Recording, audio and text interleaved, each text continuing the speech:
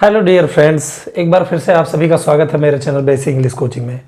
Guys, adjective class पढ़ रहे थे। जहाँ तक एडजेक्टिव क्लास का सवाल है, आप हु, हुम, व्हिच और दैट पढ़ चुके हैं अगर क्रमशः आप मेरे वीडियो को देख रहे हैं तो गाइस इसके बाद हम चलते हैं लगभग उसी तरह के नियम पे, लेकिन इसमें एक नियम है जो यहाँ पे लिखा है। अगर एंटेसिडेंट के भाग में, एंटेसिडेंट के रूप में, एंटेसिडेंट के भाग में, पार्ट में सच या सेम जैसे शब्द आते हैं तो रिलेटिव प्रोनाउन के कंजक्शन के रूप में हु, व्हिच, दैट, हुम नहीं लिखा जाता है, बल्कि केवल एज लिखते हैं, केवल एज लिखते हैं। ठीक है, तो एज यानी सच शब्द आ गया, ऐसा शब्द, ऐसा, ऐसी, ऐसे, या सेम आ गया वही। तो ऐसे शब्द अगर एंटेसिडेंट के रूप में आ जाते हैं तो आपको कुछ भी नहीं सिवाय आपको एज लिखने के, इसके सिवाय और कुछ नहीं लिखना है। उसने ऐसा उत्तर दिया जिसकी मैंने आशा ना की थी। ठीक है, तो यहाँ पे आप देख रहे हो कि ये आपका कंजक्शन है जिसकी, और ये किसके लिए आया है वो एंटेसिडेंट हो जाएगा। उसने ऐसा उत्तर दिया जिसकी मैंने आशा ना की थी, तो जिसकी किसके लिए आया है, यहाँ पे आया है ऐसा उत्तर के लिए। अगर आप ध्यान से इसको पढ़ें तो आपको समझ में आएगा कि जिसका शब्द इसके लिए आया है। उसने ऐसा उत्तर दिया जिसकी यानी ऐसे उत्तर की मैंने आशा ना की थी। तो गाइस, ऐसे ट्रांसलेशंस को बनाने के लिए आपको पहले ये ट्रांसलेशन बनाना होगा। उसने ऐसा उत्तर दिया यानी ही। उत्तर देना की अंग्रेजी जो है गिव, मतलब देना, उसका गेव हो जाएगा, ही गेव। ऐसा उत्तर यानी सच एन आंसर। गाइस, एक चीज और भी जान लीजिए, अगर इसके सच के बाद, सच के पहले आर्टिकल ए एन द आता है तो एक्चुअली पहले नहीं आता है, बाद में आता है। यानी ऐसा उत्तर तो सच एन आंसर लिखा जाएगा। He gave such an answer, ये इस तरह से लिखा जाएगा। आर्टिकल आगे नहीं लिखना चाहिए बल्कि इसके पीछे लिखना चाहिए। सच और सेम के बाद आना चाहिए article. He gave such an answer. अब जिसकी की अंग्रेजी सिवाय एज के और कुछ नहीं हो सकती, क्योंकि मैं यही आपको बता रहा हूं कि एंटेसिडेंट के रूप में अगर सच शब्द आ गया है, सच शब्द आ गया है तो आपको एज लिखना है और कुछ नहीं लिखना है। अब इस क्लास को बना देंगे मैंने आशा ना की थी, तो ये पास्ट निफिट का निगेटिव है, डिड नॉट से बन जाएगा। आशा ना की थी किसने, मैंने, आई। इसके साथ आप लिख दीजिए डिड नॉट, या डिडंट शॉर्ट फॉर्म में लिख दीजिए डिडंट। आशा करना की अंग्रेजी एक्सपेक्ट होता है, या होप भी लिख सकते हैं, एक्सपेक्ट। तो उसका एक्सपेक्ट ही रहेगा क्योंकि डिड के साथ एक्सपेक्ट ही लिखा जाता है, एक्सपेक्ट। ठीक है, चलिए आगे बढ़ते हैं। तुम वही उपन्यास क्यों पढ़ना चाहते हो जो मैंने खरीदा है। तो यहाँ पे आप देखो जो शब्द आया है किसके लिए आया है, तुम वही उपन्यास क्यों पढ़ना चाहते हो जो मैंने खरीदा है। तो जो किसके लिए आया है, वही उपन्यास के लिए। तो गाइज आप देख रहे हो यहाँ पे वही शब्द आ गया, मतलब तुम वही उपन्यास क्यों पढ़ना चाहते हो जो मैंने खरीदा है। तो किसी एक ही चीज के बारे में बात हो रही है। उपन्यास जो मैंने खरीदा वही तुम पढ़ना चाहते हो, तो वह के लिए, वही के लिए सेम लिखा जाएगा। तो इसको जब हम बनाएंगे तो पहली बात तो इंट्रोगेटिव है, क्यों पढ़ना चाहते हो, प्रेजेंट टेंस का। तो इसको बनाएंगे व्हाई। अब पढ़ना चाहते हो कौन, तुम, इसके साथ डू लग जाएगा, व्हाई डू। तब सब्जेक्ट लिखेंगे यू, व्हाई डू यू। अब पहले क्रिया लिखेंगे चाहते हो, वांट, यहाँ पे हो जाएगा want. Why do you want, तुम क्यों चाहते हो पढ़ना, यानी इन्फिनिटिव है, इसको हम लिख देंगे टू रीड। अब तुम क्या पढ़ना चाहते हो, वही उपन्यास जो मैंने खरीदा है। तो वही उपन्यास की अंग्रेजी यहाँ पे द सेम लिखेंगे, द सेम। उपन्यास यानी novel. Why do you want to read the same novel, तुम वही उपन्यास क्यों पढ़ना चाहते हो, यानी why do you want to read the novel, वही उपन्यास। और द सेम नोवेल, एक्चुअली यहाँ पे द नोवेल नहीं, द सेम नोवेल। तो सेम इसके लिए आ गया, वही शब्द के लिए। तो अगर एंटेसिडेंट के रूप में वही शब्द आ जाता है तो हमने क्या करना होता है कि जो, जिस, जिसे, जिसको, जिसने, इस सब के लिए केवल एज लगेगा, एज। अब मैंने खरीदा, इसको बना लीजिए, प्रेजेंट परफेक्ट टेंस है, किसने खरीदा है, मैंने, आई। इसके साथ सहायक क्रिया हैव लग जाएगा, आई हैव। खरीदना की अंग्रेजी परचेज होता है, उसका थर्ड फॉर्म आप लिख दीजिए परचेज्ड। तो ये सेंटेंस आपका बन गया। उम्मीद करता हूँ समझ में आ रहा होगा। अगर आपने पिछले 2 वीडियोस यानी एडजेक्टिव क्लास के हु, हुम, व्हिच, दैट आदि को पढ़ लिया है सही से, तो ये आपको समझ में आ रहा होगा। बस आपको इतना करना है कि एंटेसिडेंट के रूप में अगर सेम या सच जैसे शब्द आते हैं तो आपको क्या करना होता है, सिर्फ एज का यूज करना होता है, ठीक है। अगर वो एज के बाद वाले वाक्य में क्रिया है तो दैट भी लिखा जा सकता है सेम के साथ। चलिए ये देखते हैं, वह ऐसी खबर लाया जिसकी मैंने आशा की थी। तो यहाँ पे जिसकी शब्द आया है, किसके लिए आया है, वो एंटेसिडेंट हो जाएगा।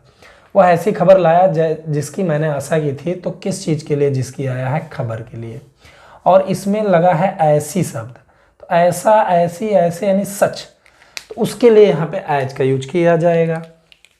तो हमने इसको बनाया, वह ऐसी खबर लाया, कौन लाया, वह ही। लाना की अंग्रेजी ब्रिंग, उसका सेकेंड फॉर्म हो जाएगा ब्राट। ही ब्राट, वो लाया, क्या लाया, ऐसी खबर, यानी अब यहां पे सच लिखेंगे, सच a news, such a news. अब जिसकी की अंग्रेजी जब सच आ गया है तो यहां पर सिर्फ एज का प्रयोग कर सकते हैं और कुछ नहीं। फिर मैंने आशा की थी, इसको बना दीजिए पास्ट इंडेफिनिट टेंस से। किसने आशा की थी, मैंने। आई एक्सपेक्टेड मतलब हो गया आशा करना, उसका सेकंड फॉर्म एक्सपेक्टेड ही होगा, तो पास्ट इंडेफिनिट बन गया। He brought such a news as I expected. इस तरह से आपको बना लेना है, ठीक है। तो आइए अगले सेंटेंस पे बढ़ते हैं। इंपरेटिव सेंटेंस, अगर इंपरेटिव सेंटेंस आगे रहता है, जिसमें यू छिपा रहता है, जिसमें सबसे पहले वर्ब लिखी जाती है या निगेटिव है, तो फिर आपको क्या करना होता है, डोंट लगा देना होता है। तो आप इंपरेटिव भी आगे बना सकते हो अगर आया है। ऐसे लड़कों से दूर रहो जो जुआ खेलते हैं, ठीक है। तो दूर रहना की कीप अवे भी लिख सकते हो, या दूर रहना का अवॉइड भी लिख सकते हो, यानी उनकी उपेक्षा करो। अवॉइड यानी दूर रहो। किससे दूर रहो, ऐसे लड़कों से। इंपरेटिव में दरअसल पहले क्रिया ही लिखी जाती है, तो पहले क्रिया लिखा गया। अवॉइड दूर रहो, किससे दूर रहो, ऐसे लड़कों से, यानी यहाँ पे लिखना है सच, और लड़कों की अंग्रेजी बहुवचन है तो बॉयज हो जाएगा। Avoid such boys. अब जो जुआ खेलते हैं, तो जो के लिए सिर्फ आपको एज लिखना है, क्योंकि यहाँ पे सच आ गया है। अब जुआ खेलते हैं तो गैम्बल मतलब जुआ खेलना हो गया, यहाँ पे आप प्ले नहीं लिख सकते हो, यहाँ पे एज गैम्बल जुआ खेलते हैं। चूंकि प्रेजेंट इंडेफिनिट टेंस है, जो सब्जेक्ट के रूप में आया है, तो जो सब्जेक्ट हो गया, और जुआ खेलते हैं क्रिया हो गई, गैम्बल लिख दिया गया, और बॉयज प्लूरल नंबर है, इसलिए यहाँ पे तो एस जुड़ेगा नहीं। तो इस तरह से आपको बनाना है। ऐसे फिल्मों को मत देखो जो प्रेरणादायक नहीं होते हैं। तो यहाँ पे आप देखिए जो किसके लिए आया है, जो आया है ऐसी फिल्मों को। तो इसके पहले जो है आप देख रहे हो ऐसे शब्द आ गया है, तो इसको जब आप बनाओगे तो ऐसे फिल्मों को मत देखो। इंपरेटिव में अगर मत या ना आ गया तो डोंट लगा देंगे, या डू नॉट लगा देंगे, डोंट।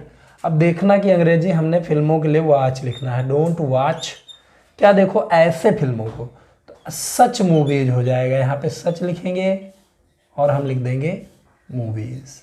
फिर उसके बाद जो यहाँ पे चूंकि एंटेसिडेंट के रूप में सच आया है, तो हमने क्या करना है, एज ही लिखना है। अब प्रेरणादायक नहीं होते हैं, कौन नहीं होते हैं, जो वही सब्जेक्ट के रूप में आया है, तो इसके साथ हम सीधा आर लगा देंगे और यहीं पे नॉट लिख देंगे या आर एन लिख देंगे। प्रेरणादायक की अंग्रेजी होता है इंस्पायरेशनल, इंस्पायरेशनल, ये हो गया इंस्पायरेशनल की लिस्ट। तो don't watch such movies as are not inspirational, इस प्रकार आप अंग्रेजी भी बोल सकते हो। चलिए इसको देखते हैं। ऐसी आदतें जो बुरी हैं वह हमें जल्दी आकर्षित करती हैं। बुरी आदतें तो हम आकर्षित होते हैं, बुरी आदतों में मन जल्दी लगता है। तो आकर्षित एक्चुअली कौन करती हैं ये देखना है, एक्चुअली आकर्षित कौन करती हैं देखना है। तो आकर्षित करती हैं कौन, ऐसी आदतें, सॉरी यहाँ पे थोड़ा सा मिस्टेक है, आई बेग योर पार्डन, आदतें हो जाएगा यहाँ पे। ऐसी आदतें जो बुरी हैं वह हमें जल्दी आकर्षित करती हैं। कौन जल्दी आकर्षित करती हैं, वह एक्चुअली फेक लिखा है। सब्जेक्ट तो ये है, ऐसी आदतें जो बुरी हैं, यानी हमें जल्दी आकर्षित करती हैं कौन, ऐसी आदतें जो बुरी हैं। तो हम इसको जब हम बनाएंगे तो ऐसी आदतें, सबसे पहले इसको हम लिखेंगे सच। अब आदतें यानी हैबिट्स, सच हैबिट्स यानी ऐसी आदतें जो बुरी हैं। तो जो के लिए हमने सच का यूज करना है, सच। अब बुरी है, आर इसके साथ लिख देंगे और बुरी की अंग्रेजी बैड लिख देंगे। सच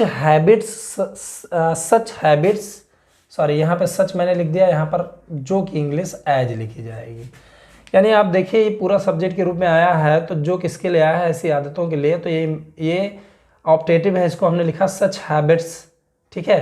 एज आर बैड, जो बुरी हैं, हमें जल्दी आकर्षित करती हैं, तो पहले क्रिया लिखेंगे, आकर्षित करती हैं कौन, वही आदतें, तो वो सब्जेक्ट के रूप में हो जाएगा। सीधा हम चार्म्स लिख देंगे।